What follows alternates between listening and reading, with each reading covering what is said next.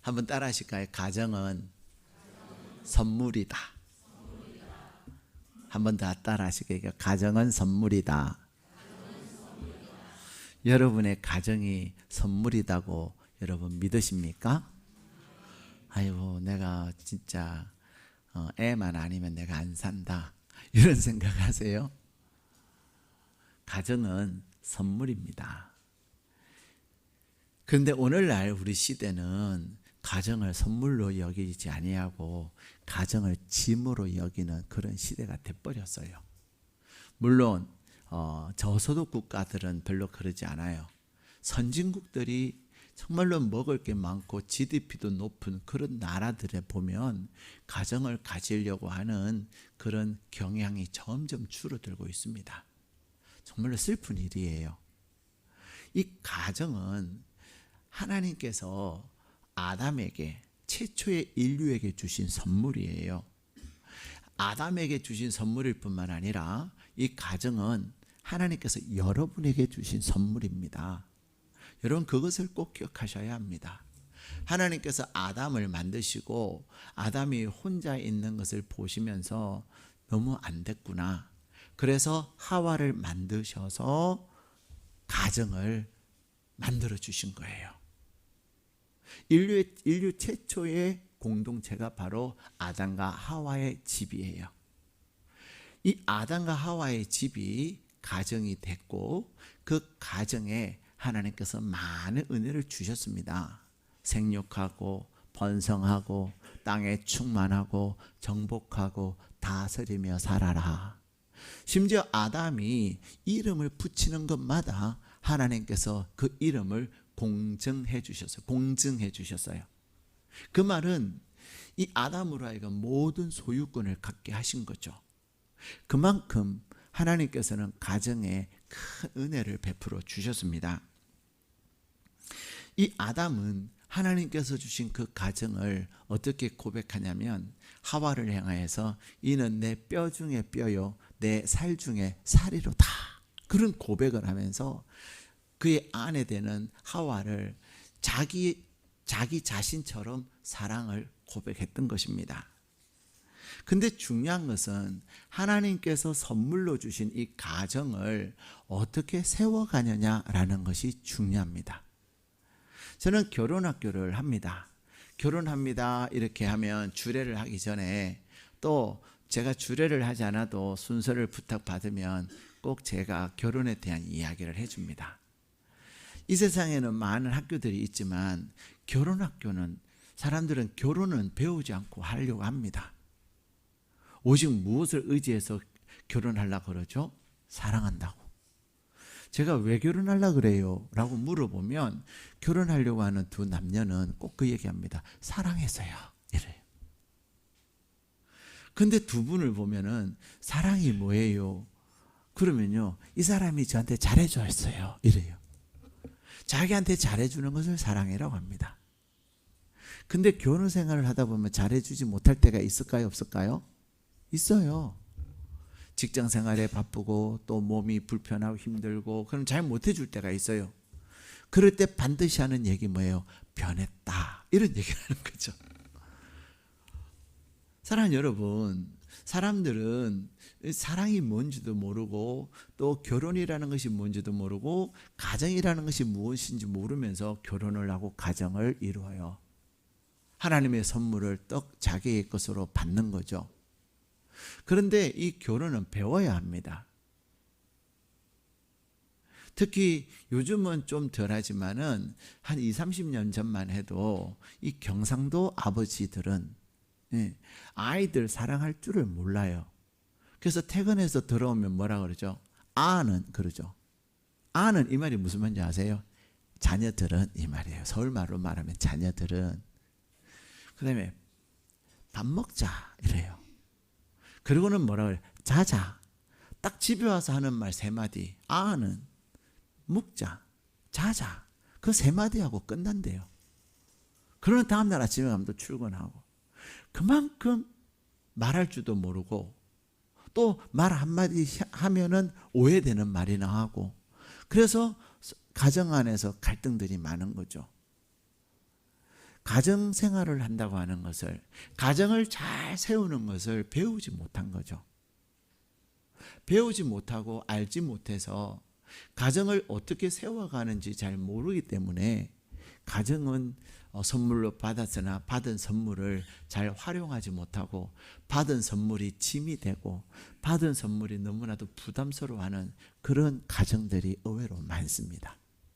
그래서 가정을 가지려고 하지 않는 사람들이 많다는 것입니다. 그러나 중요한 것은 이 가정은 하나님이 주신 선물이에요. 여러분 선물 받기 싫으세요? 선물의 가치와 선물의 의미를 모르니까 사람들은 선물을 받으려 하지 않을 뿐이에요. 근데 이 가정에는 어마어마한 비밀이 있는 것입니다.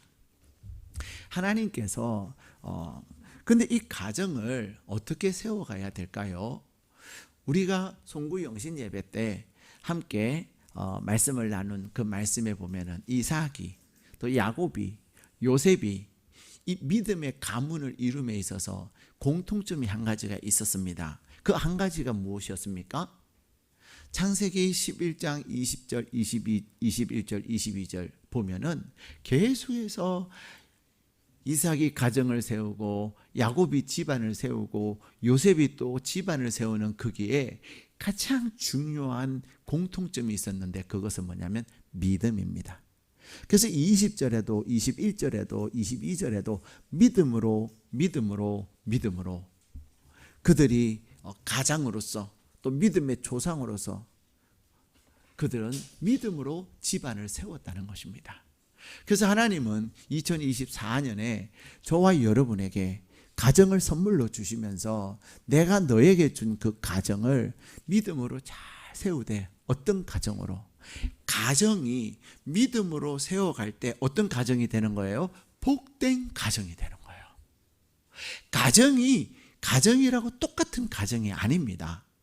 가정이 돼 어떤 가정이 된다고요? 복된 가정이 되는 거예요. 여러분은 어떻습니까?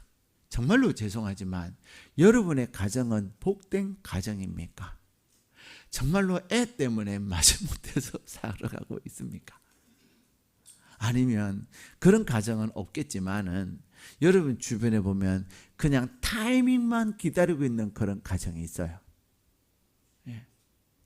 타이밍만. 사랑하는 여러분, 하나님께서 저와 여러분에게 가정을 선물로 주셨는데 여러분에게 주신 그 가정을 우리는 어떤 가정으로 세워가야 합니까? 복된 가정. 그래서 다음 주에는 복된 가정이라는 제목으로 말씀을 또 나눌 거예요. 한 달 동안 계속해서 믿음으로 복된 가정을 세워라. 이 주제의 말씀을 가지고 계속 말씀을 전해드릴 텐데 오늘은 이 복된 가정이 되게 하는 통로가 바로 믿음입니다. 그래서 오늘은 믿음에 대한, 그래서 오늘 설교 제목이 뭐죠? 믿음으로. 네.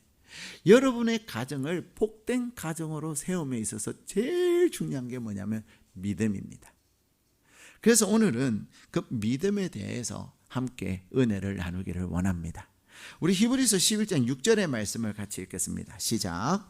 믿음이 없이는 하나님을 기쁘시게 하지 못하나니 하나님께 나아가는 자는 반드시 그가 계신 것과 또한 그가 자기를 찾는 자들에게 상 주시는 이심을 믿어야 할지니라. 아멘. 하나님께서 이 히브리서 11장의 말씀은 믿음의 전당이에요. 미국에 가면 명예의 전당이라는 것이 있습니다. 그래서 명예의 전당은 스포츠계에서 두각을 나타낸 그러한 선수들을 선수들의 이름과 그분들의 이렇게 막 도장, 손도장, 발도장 막 이런 거 찍어 가지고 이렇게 기념하는 그러한 곳이 있는데 그곳을 명예의 전당이다 이렇게 얘기합니다. 우리나라의 박세리 선수가 명예의 전당에 그 이름을 올려놨죠. 그런데 이 명예의 전당보다도 더 훌륭한 전당이 있는데 그 전당이 뭐냐면 믿음의 전당입니다. 이 히브리서 11장에는 이 히브리서 11장을 믿음의 명예의 전당이다 이렇게 얘기할 수 있습니다. 히브리서 11장에는 믿음으로 살았던 믿음의 영웅 16명의 이름과 그분들이 어떻게 믿음으로 살았는지를 기록하고 있습니다. 그래서 믿음으로 아벨은, 믿음으로 에녹은, 믿음으로 노아는, 믿음으로 아브라함은, 믿음으로 사라는, 그러면서 20절에는 믿음으로 이삭은, 21절에는 믿음으로 야곱은, 22절에는 믿음으로 요셉은, 23절에는 믿음으로 모세는, 31절에는 믿음으로 기생 라합은, 심지어 기생이었지만 그는 믿음으로 하나님 앞에 반응함으로 그는 위대한 믿음의 조상이 된 거예요. 이 라합의 자손에서 누가 나오죠? 성군 다윗도 나오고요. 기생이었지만 그가 믿음으로 하나님 앞에 살아가므로 하나님은 그에게 좋은 남편을 허락하셨고, 그 자손들 가운데 다윗도 나오고요. 그 자손들 가운데 누구까지 나왔을까요? 예수님까지 나오는 거예요.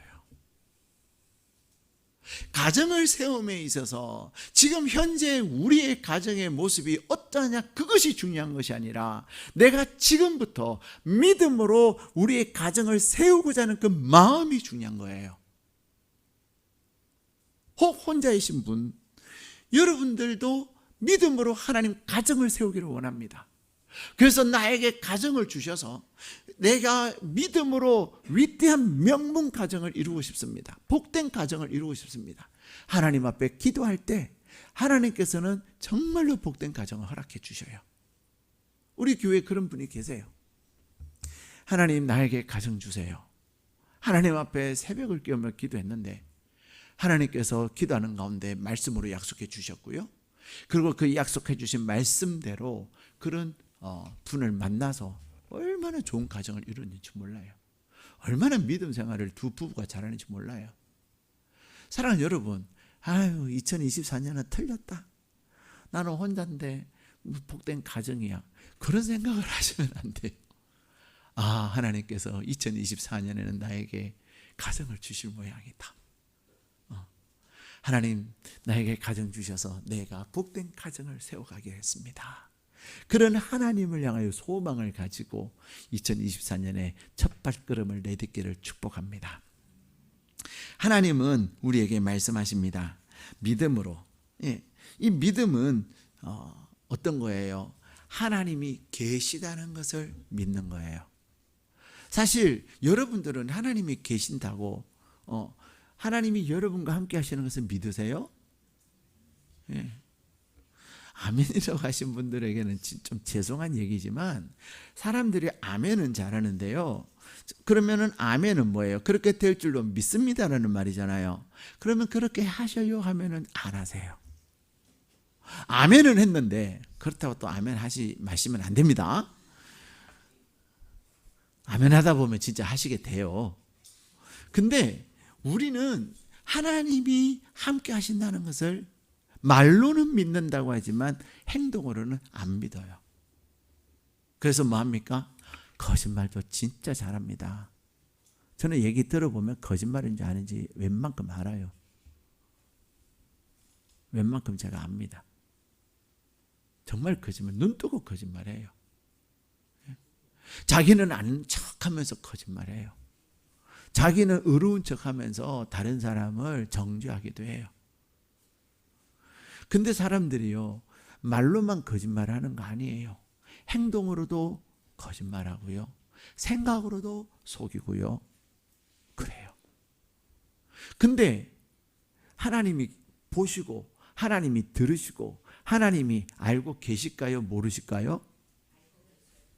그런데 거짓말한다니까요. 그 말은 하나님이 지금 여기 계신다는, 나와 함께 하신다는 것을 믿는 거예요? 안 믿는 거예요? 안 믿기 때문에 거짓말하는 거예요. 여러분, 하나님이 나와 함께 하셔서 내가 말하는 거 다 들으신다는 것을 알면, 여러분 몰래카메라가 있을 때는 아무렇게나 행동하지만, 자, 여러분 지금부터 촬영합니다. 카메라 찍습니다. 그러면 여러분 마음대로 행동해요? 안 해요? 안 합니다. 절대로 안 합니다. 아무 때나 침 틱틱 뱉고 아무 때나 쓰레기 버리고 막 그런 거 할까요? 안 합니다. 왜요? 보고 있으니까. 근데 그분은 어떤 분이에요? 우리에게 상을 주시는 분이거든요. 상. 근데 우리는 하나님이 나와 함께 하셔서 보고 계시는 것, 듣고 계시는 것, 알고 계시는 것, 그런 거 몰라요. 안 믿는다는 거죠. 심지어는요, 어떤 분은 예배 드리면서도 핸드폰 갖고 막 사업해요. 일해요. 여러분, 하나님을, 예배는 하나님께 드리는 건데 그 예배를 하나님이 받으실까요? 진짜 그 사업 안 망하게 하시는 것만 해도 진짜 은혜예요. 그렇죠? 너 예배 드리러 와서 너 일하냐? 너 왜 왔냐 나한테? 내가 그렇게 가소롭냐? 하나님 그러지 않겠어요? 어떤 분은 예배를 드리면서 그냥 또 핸드폰하고, 하나님이 지금 내가 핸드폰하고 일하고 막 그런 것을 딴짓하고 그런 걸 알고 보고 계신다면 여러분 하겠습니까? 절대로 안 합니다. 예배의 자리에서조차도 하나님이 임재하시고 함께 하신다는 그 자리에서조차도 우리는 하나님을 안 믿으니까 그렇게 행동하는 거예요. 사랑하는 여러분, 여러분의 가정을 정말로 복된 가정으로 세우기 위해서는 믿음이라고 하는 것을 가지고 세워야 되는데, 이 믿음이라고 하는 이 단어가 추상적이잖아요. 막연한 것인데 어떻게 구체적으로 우리에게 설명하고 있냐면 하나님이 함께 하신다. 하나님이 계신다. 예. 어떤 분은 예배 드리러 오셔가지고 이제 딱 잘자리를 딱 마련하시는 분도 계세요. 물론 하나님께서 사랑하는 자의 잠을 주시긴 하시지만은 그래도 하나님이 내가 조는 모습, 자는 모습 그걸 이렇게 보고 계신다 생각하면 잘 수 있겠습니까? 더군다나 하나님이 이 예배는 하나님께서 나에게 복을 주시는 시간인데, 예배는 뭐예요? 만남이에요. 나와 누구의 만남이에요? 나와 하나님과의 만남이에요. 이 만남의 자리에서 우리는 하나님 앞에 감사함으로 나가지만 하나님은 우리에게 왜 우리 가운데 오시죠? 우리에게 복을 주시려고 오시는 거예요. 여러분이 오늘 드리는 이 예배는 하나님이 여러분에게 복을 주시는 시간이에요. 그러므로 여러분이 예배를 드리면서 무엇을 받아야 돼요? 하나님이 주시는 복을 받으셔야 돼요. 그래야 오늘 헛수고를 안 하는 거예요. 하나님은 예배를 통해서 여러분의 복을 주시거든요. 근데 복을 어떻게 주시냐면 말씀을 통해서 복을 주세요.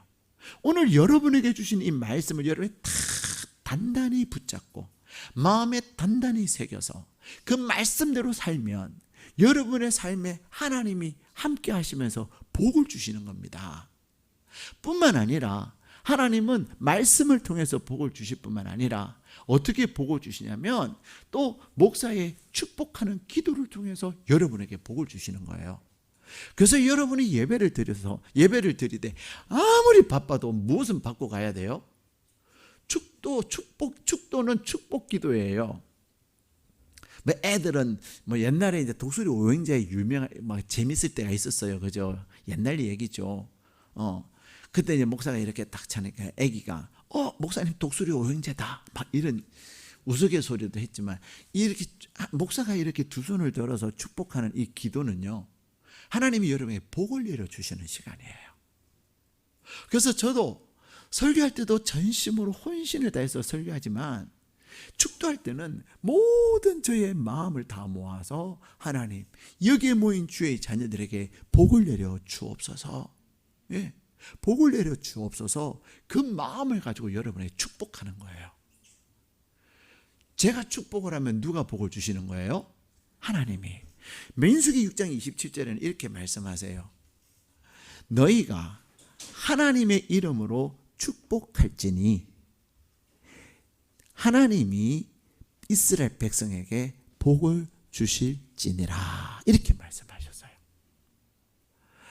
목사가 하나님의 이름으로 축복을 하면, 축복이 뭐예요? 복을 빌어주는 거잖아요. 그렇게 하면 누가 복을 주신다고요? 하나님이 복을 주시는 거예요. 그래서 여러분은 아무리 바빠도 축도는 받고 가셔야 되는 거예요.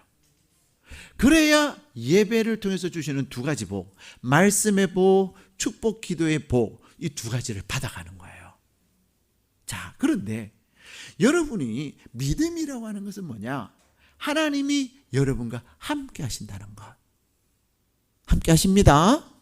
두 번째, 믿음이라고 하는 것은 뭐냐면 히브리서 11장 6절에 보면 하나님께 나가는 자는 반드시 상 주시는 이심을 믿어야 할지니라, 이렇게 말씀하세요. 하나님은 뭐 하시는 분이라고요?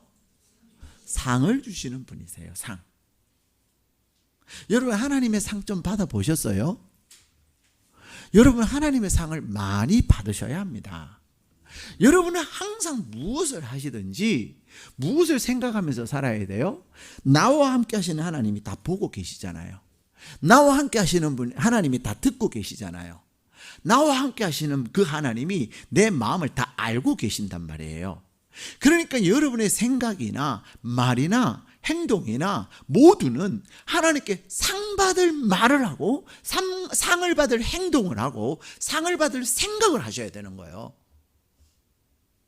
근데 이렇게 사람들을 보면은 그냥 대충 해요. 그래서 또 해야 돼. 대충 하니까. 그럼 별로 마음이 없어요. 여러분이 할 수 있느냐 못하느냐는 누구에게 달렸어요? 할 수 있느냐 못하느냐는 누구에게 달렸어요?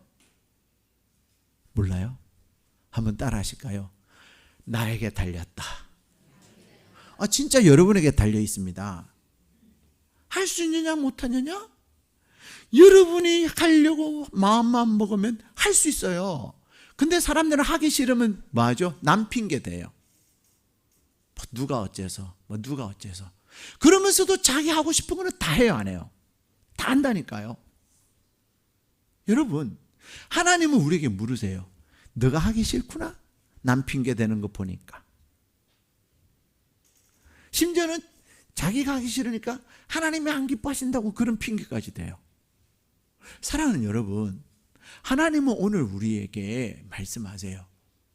내가 말하는 것, 내가 행동하는 것, 내가 생각하는 것, 그것을 통해서 하나님이 무엇을 주신다고요? 상을 주시기 때문에 내가 말하는 것, 하나님이 상을 받도록 말을 하는 게 중요해요.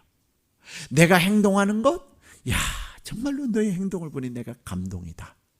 어떤 사람은 목적을 가지고 행동하는 분들이 계시거든요. 내가 이렇게 하면 이렇게 해주겠지. 그럼 목적을 가지고 행동하는 것은 상 받을 일이 아니에요. 목적이 아니라 무조건적으로. 그래서 정말로 그가 잘 되기를 바라는 마음으로 행동하는 그것이 하나님께 상을 받는 거예요. 생각하는 것도, 마음을 갖는 것도, 야, 어떻게 너는 마음을 그렇게 예쁘게 갖냐? 내가 너에게 상을 주지 않을 수는 없구나. 여러분, 그것이 뭐예요? 믿음이라는 것입니다. 오늘 하나님은 우리에게 말씀하세요. 믿음이라고 하는 것은 하나님이 계시는 것과 믿음이라고 하는 것은 하나님께서 상을 주실 것을 믿는 거예요. 그렇기 때문에 여러분의 가정이 복된 가정이 될 것인가? 여러분의 가정이 그냥 그렇고 그냥 마지못해서 사는 가정, 한 집에 두 사람으로 사는, 한 집에 한 사람으로 살아야 되는데 한 집에 두 사람으로 사는 가정, 그런 집이 될 거냐? 그것은 누구에게 달린 거예요? 하나님께? 아닙니다. 하나님 탓하지 마세요. 여러분께 달린 거예요. 나는 가장도 아닌데요, 우리 집에 식구는 내가 하나도 없는데요. 아닙니다. 여러분이 하나님 앞에서 오늘부터 결심하고, 하나님, 우리의 가정이 복된 가정이 되기를 원합니다. 내가 부서지고 내가 깨어지고 내가 무너져서 내 가정을 정말로 복된 가정으로 세우고 싶습니다. 여러분의 마음에 결심을 하면 하나님께서 여러분의 그 결심을 통하여, 여러분의 말을 통하고 여러분의 행동을 통해서, 여러분의 마음가정을 통해서 여러분의 가정을 정말로 복된 가정을 되게 하는 거예요. 오늘 히브리서 11장 1절 2절 우리 같이 읽겠습니다. 시작. 믿음은 바라는 것들의 실상이요 보이지 않는 것들의 증거니. 아멘. 자, 믿음이라고 하는 것은 뭐냐면요, 하나님이 계시는 것을 믿는 거예요. 그렇죠? 그리고 믿음이라고 하는 것은 하나님이 상을 주시는 것을 믿는 거예요. 그 하나님, 그 믿음에 대한 가장 하나님에 대한 믿음을 가지고 있는 자는 이제 어떻게 한다고요? 바라는 것들을, 바랄 수 없는 것을 바라는 거예요. 어떻습니까? 우리는 여러분이 목표로 삼는 것은 우리가 여러분이 할 수 있는 것을 삼아요? 여러분이 할 수 없는 것을 목표로 삼아요? 대부분은 할 수 없는 것을 목표로 삼지 않아요. 기도 제목을 이렇게 써내는 거 보면 다 웬만큼 될 만한 거 기도 제목으로 써내요. 안 그러면은 안 될 걸 써내신 분들은 별로 기대를 안 해요. 써는 놓는데 내가 그걸 썼는지 안 썼는지도 몰라요. 안 믿는다는 거죠. 여러분이 여러분의 가정이 복된 가정이 되게 하기 위해서 제일 먼저 해야 될 것이 뭐냐면 여러분의 복된 가정의 모습을 그려야 합니다. 우리의 가정이 복된 가정이 된다고 하는 것은 우리의 가정이 어떤 모습인가? 제일 첫 번째 중요한 것은요, 믿음으로 하나 되는 가정이어야 합니다. 제가 송구 영신 예배 때도 말씀드렸지만 금년에 제 목표 중에 하나가 뭐냐면 믿음으로 복된 가정이 되게 하는 그 첫 번째는 뭐냐면 믿지 않는 여러분의 가정의 구성원들이 하나님을 믿는 역사가 일어나는 겁니다. 아멘을 안 하시네. 다 믿으세요? 가족들? 믿는 분들보다 안 믿는 분들도 적지 않잖아요. 그렇죠? 꼭 한 집에 한 분씩 거의 있잖아요. 한 집에 여러 사람도 있는 집도 있고. 근데 여러분의 마음속에, 그러면은 여러분은 이미 포기를 했어. 몇 년 동안 했는데 안 돼요. 하나님이 알아서 하시겠죠. 때가 되면 되겠죠. 그건 포기했다는 거예요. 예. 그러나 금년은 여러분의 가족 중에 믿지 않는 자가 하나님께로 나오게 하는 원년이 될 줄로 믿습니다. 어떻게 하면 될까요? 여러분이 그 안 믿는 한 사람을 두고 기도하되 그분 앞에서 절대로 교회 불평하면 안 됩니다. 여러분 교회 갔다 와서 오늘 이제 교회 갔다 집에 가실 거잖아요. 그러면 교회 갔다 와서 힘들어 죽겠다. 피키피키피키 지게 오늘 주방 봉사가 있나 막 몸이 쓰러지겠다. 빡 부서지는 것 같아. 여러분 그렇게 하면 돼요, 안 돼요? 그러면 믿지 않는 여러분의 가족 뭐라 그럴 것 같아요? 저 왜 가냐? 알바비도 안 주는데. 아이고 내가 교회 다니다가 저 사람처럼 될 것 같아. 나는 절대로 안 간다. 그러지 않겠어요? 힘들죠. 예배 드리고 가는 것도 쉽지는 않죠. 그러나 여러분들이 여러분의 가족 중에 안 믿는 사람 앞에서는 아무리 힘들어도 스마일 할렐루야 하고 가셔야 되는 거예요. 가면 한번 확 흑인돼 주셔야 되는 거예요. 그래서 굉장히 즐거운 모습으로 가셔야 합니다. 아멘을 안 하시는군요. 여러분의 가족 중에 예수 안 믿는 사람이 있다는 건 여러분에게 상당히 책임이 있는 거예요. 두 번째, 여러분 절대로 여러분의 안 믿는 가족 앞에서 목사, 아유 우리 목사님 지겨워 이런 얘기하면 안 됩니다.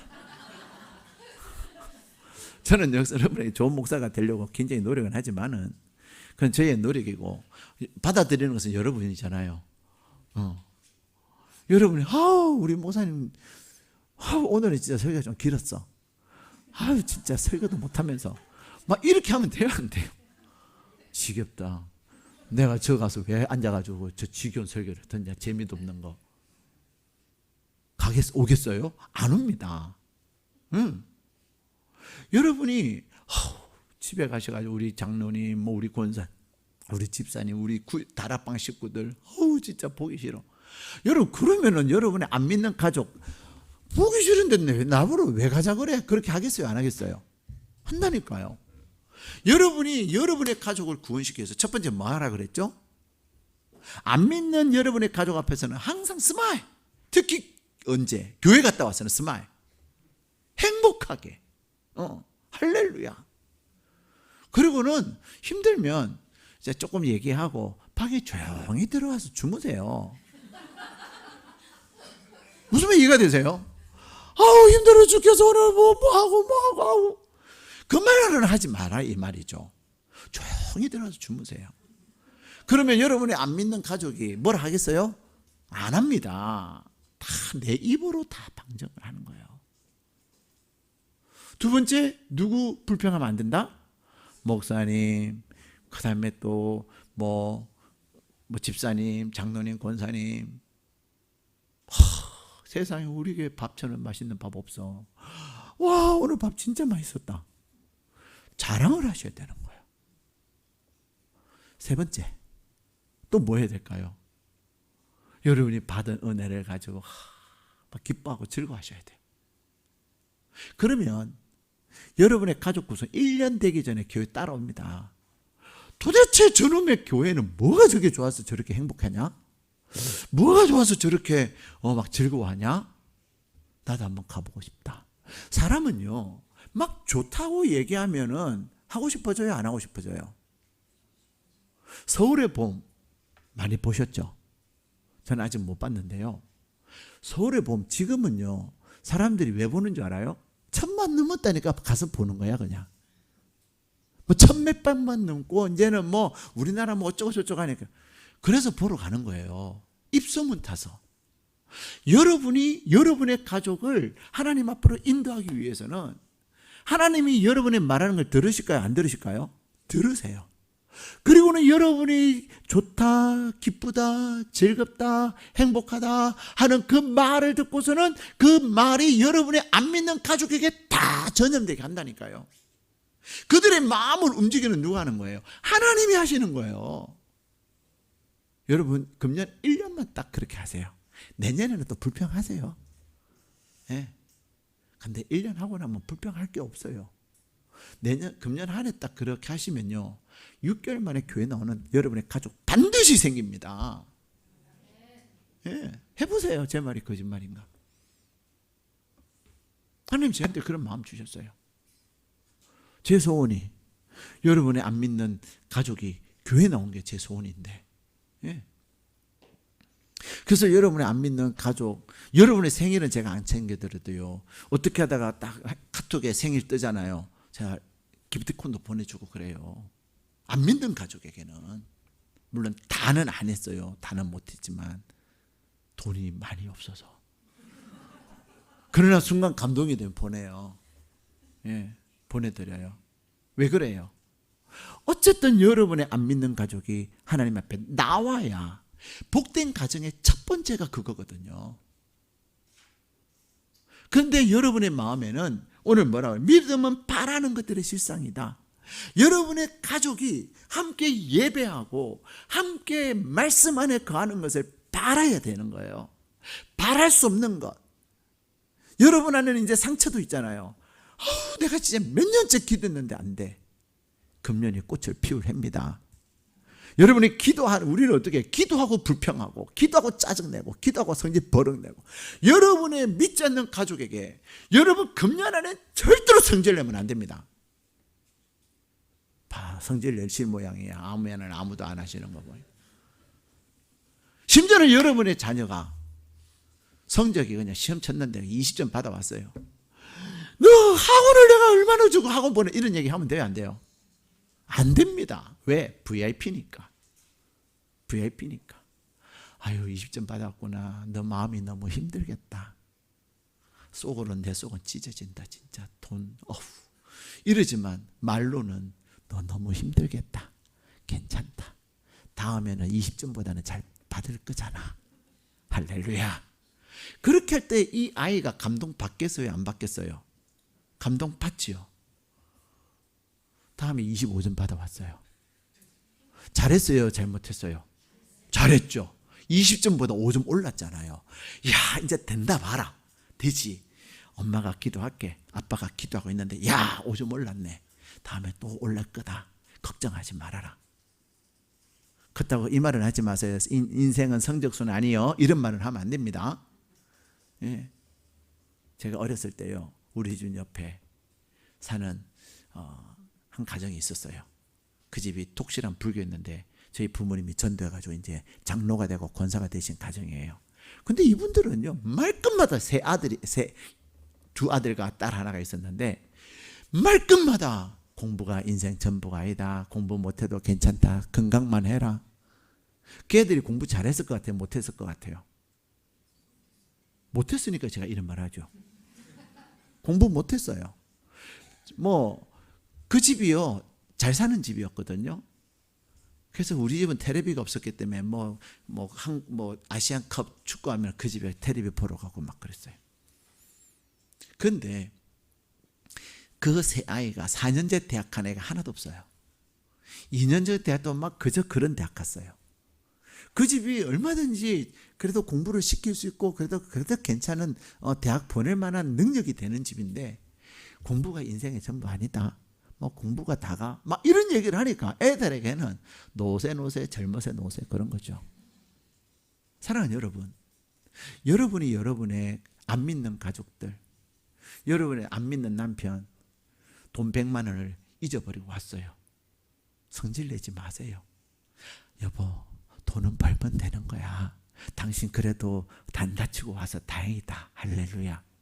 그럴 때 여러분의 남편 감동 받겠어요? 안 받겠어요? 미쳤어 맨날 내가 돈 조심하라 하지. 왜 그냥 카드 쓰면 되는데 카드라서 현찰은 들고 다니냐 진짜. 내가 몇 번 말해. 이렇게 하면은 교회 오겠어요? 안 오겠어요? 안 옵니다. 도대체 너는 교회 가서 뭘 배워가지고 맨날 성질만 내냐 나한테. 어휴 지겹다. 나도 너처럼 될까봐 무서워서 교회 안 가. 이러는 거죠. 여러분이 여러분의 가족 다 함께 예배드릴 그날을 꿈꾸십시오. 예. 어떤 성도님이 우리 가족이 전부 다 예배 자리에 오기 위해서 등록을 하겠대요. 그 작년에 등록을 하셨는데 진짜 송구영신 예배 때 왔어요. 그 가족을 제가 축복하겠어요? 안 하겠어요? 끌려서 왔든 어떻게 왔든 하여튼 왔어요. 하나님, 시작이 이렇게 됐으니 앞으로 계속 나올 수 있게 해달라고. 못 날 때도 있겠지만 그래도 계속 나오다 보면 어느 날 믿음의 사람으로 자라가지 않겠습니까? 여러분 안에 무엇을 바라야 돼요? 내 가족이 믿지 않는 사람이 하나님 앞에 나오는 건 내가 바랄 수 없는 일이지만 무엇이 있기 때문에? 믿음이 있기 때문에. 믿음은 바랄 수 없는 것을 바라는 것입니다. 예.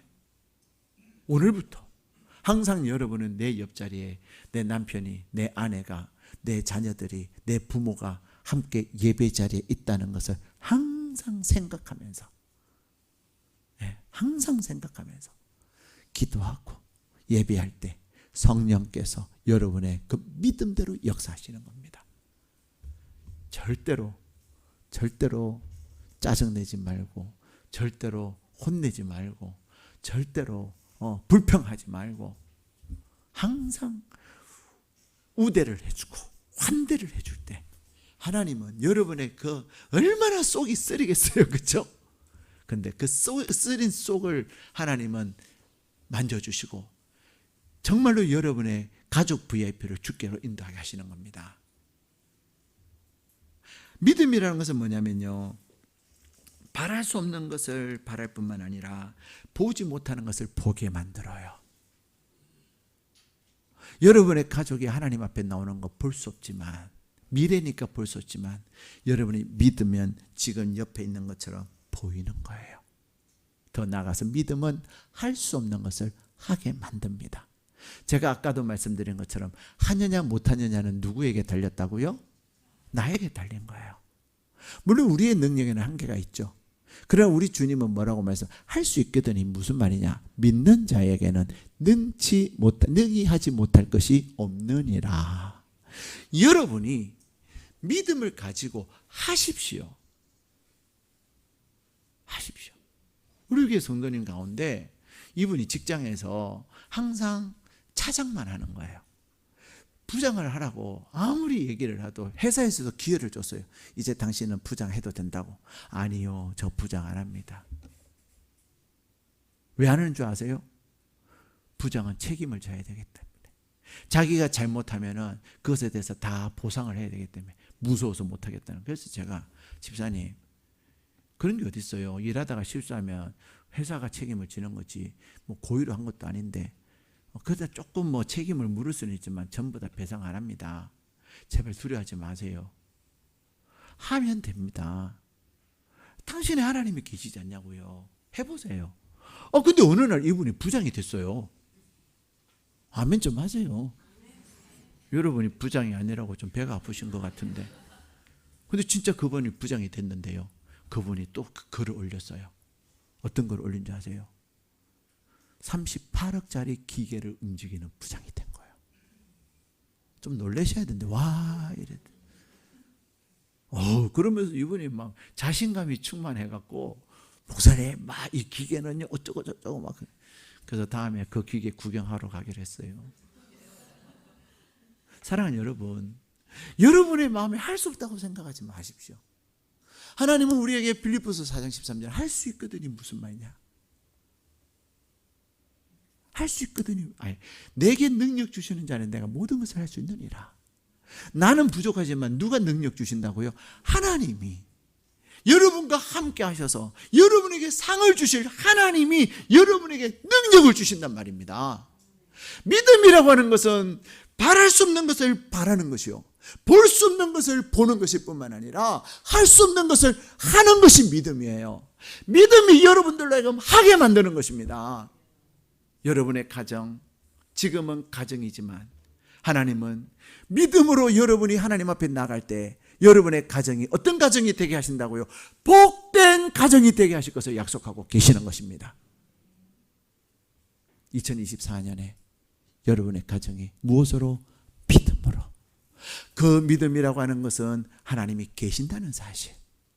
그래서 말을 할 때도, 행동할 때도, 마음가짐할 때도 하나님이 이것 보고 상 주시겠나 안 주시겠나 그걸 따지세요.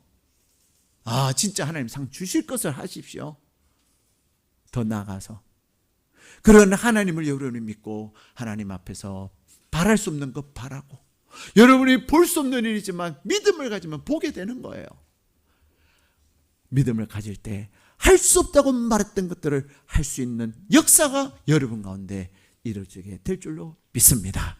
그래서 2024년에 여러분의 믿지 않는 가족이 하나님 앞에 나올 뿐만 아니라 믿음으로 하나 되어질 때 여러분의 가정에 하나님이 부으시는 풍성한 은혜가, 믿음의 역사가 여러분 가운데 넘치기를 주님의 이름으로 축복합니다.